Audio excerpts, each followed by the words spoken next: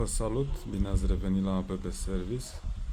Astăzi a venit un BMW X7 G07, motor 4.0D. A venit pentru înlocuirea acestei conducte de ulei de la turbo. Din păcate acestea se defectează aici la îmbinarea cauciucului cu metalul. Aceasta a fost înlocuită deja. Haideți să vă arăt. Uitați-o.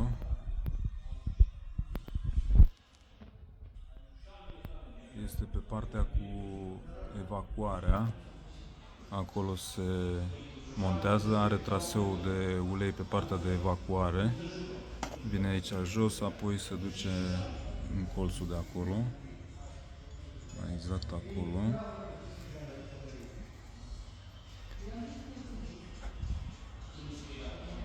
Nu se întâmplă nimic grav, dar este bine să fie înlocuită, fiindcă pierde ulei și presiune, bineînțeles, și asta nu e bine.